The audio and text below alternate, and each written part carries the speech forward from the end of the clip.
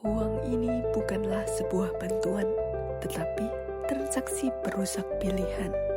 Ketika kamu menerimanya, maka pilihanmu bukan lagi milikmu. Di balik bilik, uang akan mulai bekerja.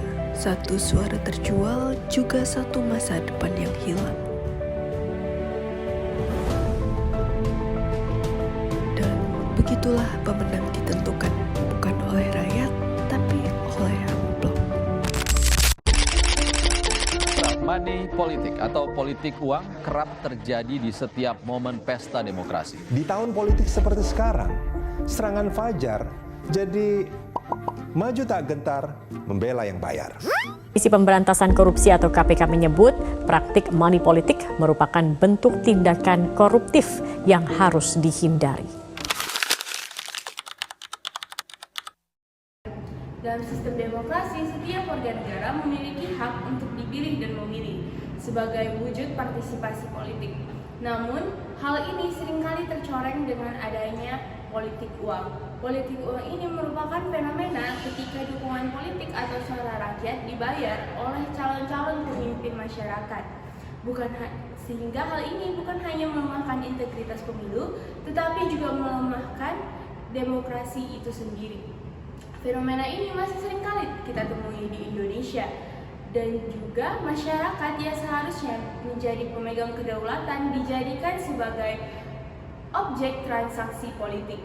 Sementara calon pemimpin yang seharusnya memberikan pelayanan kepada masyarakat justru berorientasi kepada pengumpulan uang yang sudah dikeluarkannya semenjak pemilu. Akibatnya politik uang ini membuat siklus yang buruk di mana pemimpin yang seharusnya memimpin rakyat malah melakukan korupsi, rendahnya akuntabilitas, dan juga menurunnya kepercayaan masyarakat terhadap proses demokrasi. Oleh karena itu, politik uang ini harus dikaji secara mendalam sebagai ancaman nyata bagi tegaknya demokrasi yang sehat dan juga berkeadilan di Indonesia. Praktik serangan fajar merupakan praktik politik uang. Hal ini telah diatur dan dilarang dalam pasal 523 ayat 1 sampai 3 Undang-Undang Nomor 7 Tahun 2017 tentang Pemilu. Pasal ini menekankan bahwa setiap orang yang dengan sengaja memberi atau menjanjikan uang kepada pemilih dapat dikenai penjara 4 tahun dan dapat dikenai denda hingga 48 juta rupiah. Namun, pada kenyataannya, di beberapa wilayah di Indonesia, praktik serangan fajar masih marak terjadi. Banyak masyarakat menganggap serangan fajar bukan sebagai pelanggaran, namun sebagai rezeki atau bantuan. Di sisi lain, penegakan hukum di Indonesia masih belum tegas. Transaksi terjadi secara diam-diam, banyak masyarakat yang takut untuk melaporkan, dan kurangnya bukti bagi kepolisian. Lantas, apa yang sebenarnya memicu maraknya praktik politik uang di negara kita? Ada beberapa faktor kompleks yang berkaitan. Pertama, kondisi ekonomi masyarakat yang rentan. Tingkat kesejahteraan masyarakat yang rendah menyebabkan mereka mudah dibujuk oleh imbalan instan, sehingga mengalahkan kesadaran politik jangka panjang mereka. Kedua, rendahnya pendidikan dan kesadaran politik. Minimnya pemahaman tentang pentingnya suara dalam demokrasi membuat masyarakat mudah dibujuk dan tidak menyadari konsekuensi dari menerima suap. Ketiga, pragmatisme dari kandidat dan partai politik. Banyak calon yang hanya berorientasi pada kemenangan sehingga menganggap politik uang ini sebagai jalan pintas untuk mendukung suara mereka. Keempat, lemahnya penegakan hukum dan pengawasan. Ketiadaan sanksi yang tegas dan efek jera menyebabkan para oknum ini merasa aman untuk melakukan praktik ilegal ini.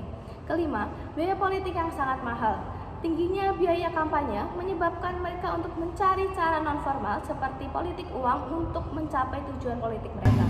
Serangan fajar merupakan salah satu bentuk dari money politik atau politik uang. Nah, politik uang ini dapat satu identitas. Yang pertama, politik uang mampu merusak integritas pemilu. Suara rakyat harusnya menjadi ajang bagi partisipasi publik, malah menjadi barang yang mampu merugikan. Yang kedua, politik uang mampu menghasilkan calon pemimpin yang koruptif. Dengan adanya politik uang, maka pemimpin yang nantinya terpilih akan cenderung mencari cara untuk mengembalikan modal mereka selama berkampanye. Hal inilah yang sangat buruk apabila itu terjadi. Yang ketiga, politik uang dapat mengancam kedaulatan rakyat. Kedaulatan rakyat yang seharusnya dari rakyat, oleh rakyat, dan untuk rakyat bisa berubah menjadi dari uang, oleh uang, dan untuk kepentingan pribadi. Kedaulatan yang seharusnya berada di tangan rakyat malah bisa menjadi di tangan para pemberi modal. Yang keempat, politik uang dapat menghambat pembangunan dan pelayanan publik. Bayangkan, Anda ingin pelayanan publik yang baik, tapi malah dicederai oleh pemimpin-pemimpin yang menggunakan politik uang itu. Dan yang kelima, politik uang dapat mempersempit keadilan dalam kontestasi politik. Calon pemimpin yang memiliki uang besar, mereka bisa menggunakan itu untuk memiliki uang dan bisa menyingkirkan calon-calon pemimpin yang berintegritas. Kalau kita terhadap politik uang tidak hanya bergantung pada penegakan hukum saja, tetapi juga pada kesadaran masyarakat.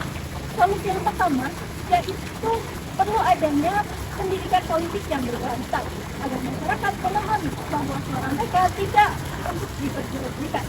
Solusi yang kedua yaitu pengawasan pemilu harus dilakukan lagi, baik dari lembaga resmi seperti Bawaslu ataupun dari masyarakat sipil. Yang ketiga, partai politik juga harus berkomitmen untuk menjalankan proses pengkajian tanpa adanya transaksional. Dan yang paling penting, kita sebagai generasi muda harus berani menolak ketika ditawari imbalan untuk memilih suatu calon tertentu. Karena demokrasi yang sehat tercipta dari integritas dari setiap individu.